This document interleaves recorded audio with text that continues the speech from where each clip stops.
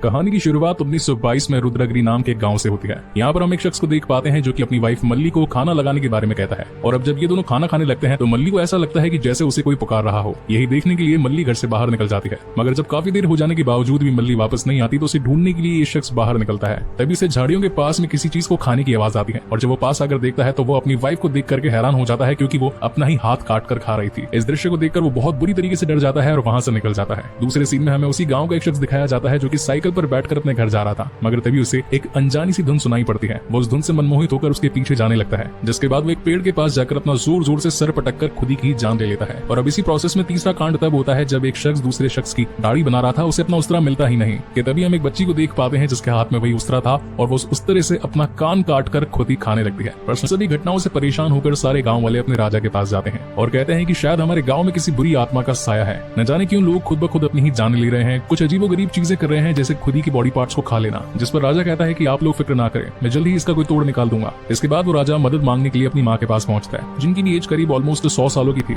इस वक्त थोड़ी बीमार चल रही थी, इसलिए लेटी भी होती है। जहाँ पर राजा आकर उन्हें कहता है कि गाँव में बहुत सारी अनहोनियां हो रही है, न जाने क्यों लोग मारे जा रहे हैं, जिस पर उसकी माँ उसे कहानी सुनाती है। अब वो कहानी क्या है वो मैं आपको आगे बताऊंगा। इसी के साथ वो अपने बेटे को एक बड़े संदूक की तरफ इशारा करती है। जब राजा जाकर उस संदूक को खोलता है तो उसमें उसे एक छोटा सा बॉक्स मिलता है। अब ये बॉक्स काफी ज्यादा मिस्टीरियस था, इसका भी जवाब मैं आपको कहानी के एंड में दूंगा। इसी के साथ वो अपने परिवार को बोल करके जाता है कि अब समय आ चुका है, क्योंकि जो वचन दिया गया था उसे पूरा करने का समय आ चुका है। जिसके बाद वो अपना बहुत सारा गोल्ड, कीमती सामान, एक घोड़ा और उस संदूक को लेकर जंगल की ओर निकल पड़ता है। इसके बाद हम प्रेजेंट टाइम का सीन देख पाते हैं, जहाँ पर गाँव के कुछ लोग एक डेड बॉडी को, ना ही यहाँ के लोग इन बॉडीज को जलाया करते थे और दफनाया करते थे, सिर्फ गाँव के बाहर जाकर नेचर यानी कि वातावरण को अर्पित कर दिया करते थे। इसी के साथ यहाँ का जो पुराना शख्स था वो बाकी लोगों को ये बात भी बताता है कि इस बॉडी को रख देने के बाद में कोई भी पीछे नहीं देखेगा। अब जिस और ये इस बॉडी को लेकर के जा रहे थे, यहाँ पर एक बॉर्डर लाइन भी बनी हुई थी जिसे यहाँ के लोग अक्सर करके क्रॉस नहीं किया करते थे। इसके पीछे गहरा राज था और जैसे ये लोग बॉडी को रख देते हैं 2 मिनट में वहाँ से निकल लेते हैं, क्योंकि यहाँ पर रुकना खतरे से खाली नहीं था। तभी हम देख पाते हैं कि बॉडी को वहाँ से कोई ले जाता है एंड देन सीन शिफ्ट होता है कहानी के मेन लीड कैरेक्टर लिंगम पर, जो कि इस मूवी के एक्टर होने के साथ साथ मूवी के डायरेक्टर भी है। इसी के साथ हम व्यूअर्स को भी पता चलता है कि लिंगम एक अनाथ होता है और अपना घर वगैरह चलाने के लिए दोस्तों के साथ मिलकर दारू बेचा करता है। वहीं दूसरी तरफ हमें इस कहानी का जमींदार बिराजू दिखाया जाता है, जो कि अक्सर करके लोगों को पैसा ब्याज पर देकर उनकी ढेर सारी जमीनें रखवा लिया करता था। तो इस बार उसके पास में एक शख्स आता है और कहता है कि मैं अपनी जमीन को लेने के लिए आपके पास में आपका पूरा पैसा लेकर के आया हूँ। जिस पर वो कहता है कि ठीक है भाई हो, इतनी दूर से थक गए होगे, थोड़ा खाना पीना खा लो, रेस्ट कर लो। और जब खाना खा लेने और आराम कर लेने के बाद में जब वो अपनी जमीन के कागज उससे मांगता है तो बिराजू कहता है कि पैसे तो तूने दे दिए मगर जमीन तुझे नहीं मिलेगी, और इसी के साथ उसकी जान ले लेता है। यानी कि हम यहाँ देख पाते हैं कि जमींदार का कैरेक्टर खराब है, पैसा कमाने और प्रॉपर्टी बढ़ाने के लिए ये किसी भी हद तक जा सकता है। वहीं हम गाँव में एक फेस्टिवल होता देख पाते हैं जो की एक उनकी पुरानी कुलदेवी पतंगीरा के नाम पर था। इसी के साथ हम एक कपल को भी देख पाते हैं जो की इस फेस्टिवल को अटेंड करने के लिए दूर गाँव से आया था। और जब पूजा वगैरह करके ये लोग वापस अपने गाँव में जा रहे होते हैं तो यहाँ गाँव का एक शख्स उन्हें गाँव के रिचुअल बताने लगता है, जिसमें इस कपल को मालूम चलता है कि पूजा के दिन गाँव के बाहर जाना अलाउड नहीं है। इसी के साथ ये भी बताता है कि रात को गाँव के अंदर कुछ लोग इस गाँव की समृद्धि के लिए एक रिचुअल करेंगे, तो इसीलिए आज बाहर मत जाना, यहीं पर रहना। जिसके बाद सीन शिफ्ट होता है रात में और हम यहाँ पर 2 लोगों को देख पाते हैं, जिनमें से एक के मुंह के अंदर एक गोश्त का टुकड़ा था, इसी के साथ सर पर टोकरी जिसके अंदर ढेर सारे चावल भरे थे। वहीं दूसरे के हाथ में एक मशाल थी जो कि उसका मार्ग प्रदर्शन कर रहा था। और अब धीरे धीरे करके पीछे वाला शख्स जिसके सर पर टोकरी थी वो चावल को पूरे गाँव के अंदर बिखेरता हुआ आगे बढ़ता जाता है। यही यहाँ का एक पुराना रिचुअल था जो हर अमावस की रात को किया जाता था।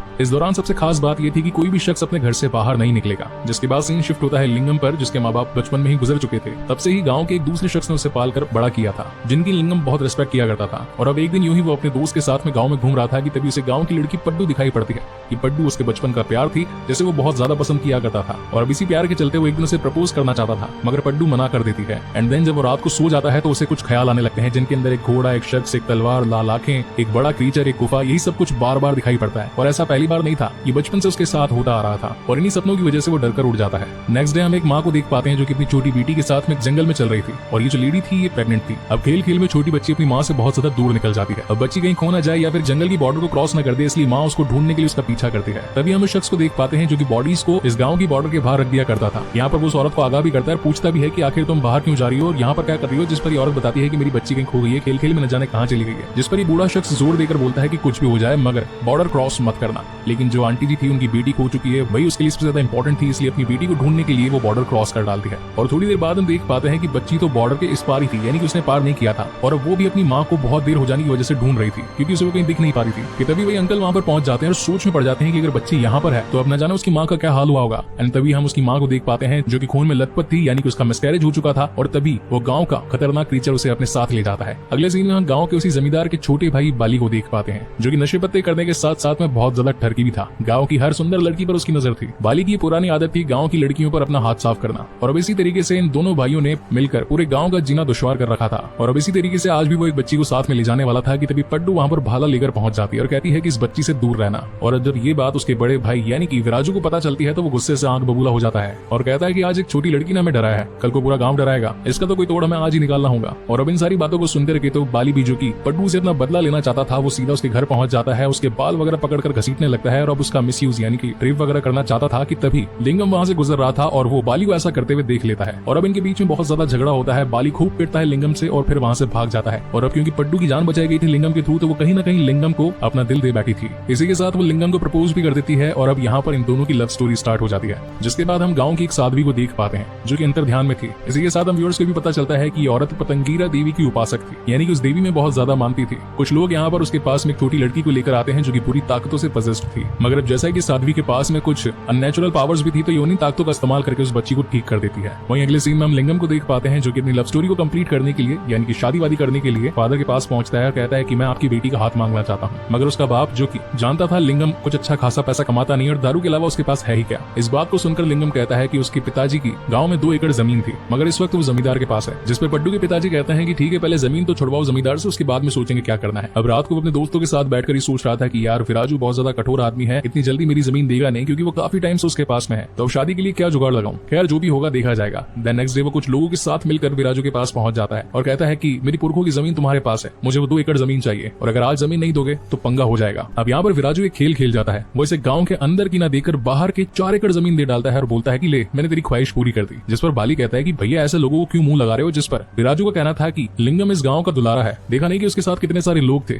और वैसे भी मैंने उसे गाँव के अंदर की नहीं बल्कि गाँव के बाहर की जमीन दी है जो कि श्रापित है, जैसे गाँव से बाहर कदम भी रखेगा तो मारा जाएगा। जिसके बाद हम उसी गाँव के किसान को देख पाते हैं जो कि गलती से बॉर्डर क्रॉस कर चुका था कि तभी एक क्रीचर आकर उसे मार देता है, उसकी बॉडी जमीन पर पड़ी होती है, इनफैक्ट वो उसका मांस खाने लगता है। और इसी के साथ हम उस क्रीचर को भी देख पाते हैं जो कि देखने में बहुत ज्यादा डरावना था। अब एक फ्लैशबैक के दौरान हमें लिंगा का बचपन दिखाया जाता है जहाँ पर वो और उसके दादाजी जंगल के उसी खतरनाक इलाके से गुजर कर जा रहे थे। अब यहाँ पर उसके दादाजी उसे एक कहानी सुनाते हैं जो कि एक राजा की थी। ये राजा काफी ज्यादा ब्रूटल था, राज्य को हथियाने के लिए बहुत ही ब्रूटल मर्डर कर दिया करता था। और एक दिन उसकी नजर पड़ी कलिंगा नाम के एक राज्य पर जिसे पाने के लिए वो एक जंग छेड़ देना चाहता था, मगर तभी अचानक से उसके दादाजी गायब हो जाते हैं। वो ढूंढने लगता है कि आखिर मेरे दादाजी कहाँ गए, और कुछ दूर आगे जाने पर उसे अपने चेहरे पर खून टपकता हुआ दिखाई पड़ता है और जैसे वो ऊपर देखता है तो उसे मालूम चलता है कि उसके दादाजी को किसी ने मारकर पेड़ पर लटका दिया था। और यही सपने उसे बार बार आते रहते थे। अब नेक्स्ट डे जैसे कि उसके पास में जमीन आ चुकी थी तो वो पड्डू के साथ में शादी कर लेता है। वहीं अगले दिन वो ये सोच रहा था कि आखिर विराजू ने उसे 2 की जगह 4 एकड़ क्यों दी। इस बात का पता लगाने के लिए वो अपने दोस्त के साथ में उस जमीन को मापने के लिए चला जाता है। ये लोग उस जंगल में पहुंच जाते हैं, बॉर्डर भी क्रॉस कर देते हैं और उस जगह को चेकआउट करना शुरू करते हैं, जहाँ पर एक बार तो उसका दोस्त मना भी करता है और कहता है कि ढूंढते ढूंढते रात हो गई, आखिर तुम क्या मापना चाहते हो, कौन सी जगह पर पहुंचना चाहते हो, आखिर अब तो घर पर चलो। लेकिन लिंगम वहां से नहीं जाता और रात को ये लोग यहीं पर कैंप डालने के बारे में सोचते हैं, मतलब कि सर ढकने की जगह थोड़ा सा खाना पीना एंड अदर थिंग्स। अब आप लोग ये सोच रहे होंगे कि बाकी लोग जो कि जैसे ही बॉर्डर क्रॉस कर दिया करते थे, हैंड टू हैंड मारे जाते थे, तो यहाँ पर वो बचा कैसे। तो बेसिकली इसके पीछे का राज ये है कि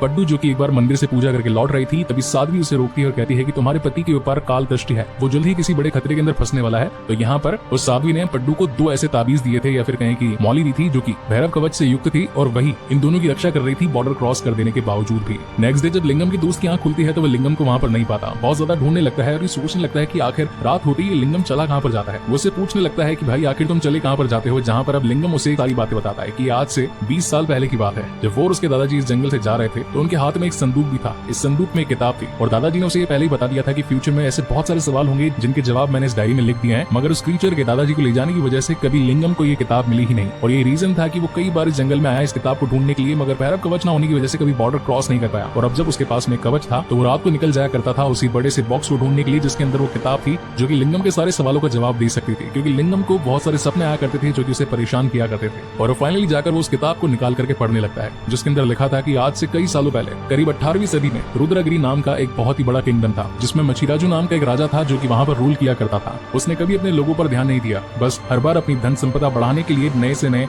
राज्यों पर हमला करता रहा। और अब एक दिन उसकी नजर कलिंगा नाम के राज्य पर पड़ जाती है। उसे हासिल करने के लिए वो अपनी पूरी सेना को वहाँ पर जंग लड़वाने के लिए भिजवा देता है, मगर यहाँ पर उसका सामना करने के लिए राणा सिंह था जो कि कलिंगा राज्य का राजा था। अब इन दोनों के बीच में जबरदस्त जंग होती है, मगर राणा सांगा जो कि बहुत ज्यादा ताकतवर था, इसी वजह से शिराजू की मौत हो गई। फिर कई सालों बाद में उसका बेटा बेलू आया और बेलू सिर्फ अपने पिता की आखिरी इच्छा को पूरी करना चाहता था, यानी कि कलिंगा राज्य को हथियाना चाहता था और उस पर रूल करना चाहता था। इसलिए वो काली ताकतों का सहारा लेता है। वो जाता है धारका के पास में और उससे कलिंगा को खत्म करने के लिए एक दैत्य की मांग करता है, जहाँ पर धारका देवी उसे असुर दक्षी प्रदान करती है। अब ये असुर दक्षी एक ऐसा जीव था जो कि लोगों को मारकर खा जाया करता था। उसमें बहुत सारी सुपर ह्यूमन स्ट्रेंथ थी और यही रीजन था कि कलिंगा की पूरी सेना भी उसे हरा नहीं पाती, क्योंकि उसमें इतनी सारी काली ताकतें जो थी। जिसके बाद वो वहाँ के खजाने और इसी के साथ वहाँ की गॉडेस को यानी कि भगवान की मूर्ति को अपने साथ रुद्रागिरी में ले आया था। और ये मूर्ति थी पतंगीरा देवी की, जो कि पहले कलिंगा में स्थापित थी। अब इस गुस्ताखी से पतंगीरा माता एक्टिवेट हो जाती है और वो पूरे रुद्रागिरी राज्य को ये श्राप देती है कि तुम अमावस की रात को मारे जाओगे। और जो धारका देवी से असुर दक्षी एक डीमन क्रीचर जो कि बेलू की बात माना करता था, अब वो भी उसकी बात नहीं मान करके उसी के राज्य यानी कि रुद्रागिरी के लोगों को मार करके खाने लगता है।